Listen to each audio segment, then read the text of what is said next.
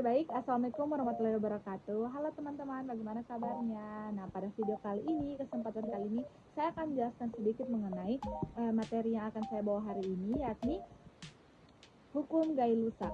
Nah, di mana hukum ini membahas mengenai hubungan tekanan dan suhu gas. Sebelumnya, perkenalkan nama saya Faraulia Putri Larama dengan NIM A251246061.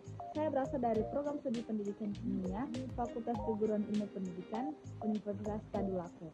Nah, langsung saja kita masuk pada penjelasannya. Nah, sebelumnya kita masuk pada pendahuluan, yakni kita harus mengetahui apa sih itu hukum Gay-Lussac. Nah, hukum Gay-Lussac yakni adalah hukum yang menjelaskan bagaimana hubungan antara tekanan dan suhu.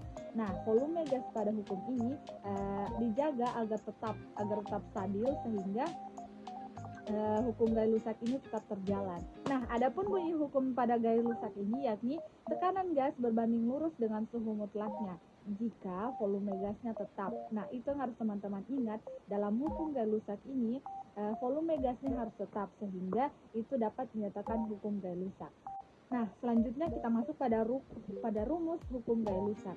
Nah, rumus umum hukum Gay-Lussac ini yakni P1 per T1 sama dengan P2 per T2, di mana P1 itu adalah tekanan awal, T1 adalah suhu awal, P2 adalah tekanan akhir, T2 adalah suhu akhir. Nah, itulah tadi rumus yang dapat kita gunakan untuk menghitung hukum Gay-Lussac. Nah, catatan yang harus kalian ingat bahwa suhu dalam Gay-Lussac ini harus dalam satuan Kelvin atau K. Oke, langsung saja kita masuk pada grafik hukum Gay-Lussac. Nah, grafiknya itu yakni dia garis lurus naik atau suhu naik itu berarti tekanan naik. Nah, volumenya tetap berbanding balik. Jika suhu turun, maka tekanan juga akan menurun. Nah, sumbu X itu yakni suhu K-nya, sumbu Y yakni tekanan ATM-nya. Nah, hubungan keduanya ini yakni itu seperti yang saya bilang tadi, yakni jika suhu naik, maka tekanan juga akan naik. Nah, jika suhu turun, maka tekanan pun akan ikut turun. Nah, kita masuk pada contoh soal yang dapat saya angkat pada video kali ini, yakni contoh soalnya, sebuah gas memiliki tekanan awal sebesar 2 atm pada suhu 300 Kelvin. Nah, jika suhu dinaikkan menjadi 450 Kelvin, berapa tekanan akhirnya? Nah, adapun penyelesaiannya yakni kita menggunakan rumus yang seperti saya bilang tadi, yakni P1 per T1 sama dengan P2 per T2. Nah, sekarang kita masukkan angka-angka yang ada di soal itu ke dalam rumus, yakni di mana P1-nya adalah 2 atm, T1-nya adalah 300 Kelvin, yakni suhunya. Nah, P2-nya ini yang ditanyakan, dan T2-nya yakni 450 Kelvin. Setelah itu kita kalikan silang, yakni 2 kali 450 sama dengan 300 kali P2 menghasilkan 900 sama dengan 300 kali P2 menghasilkan P2. Jadi dapat kita simpulkan bahwa tekanan akhir gas adalah 3 atm. Kenapa 3 atm? Karena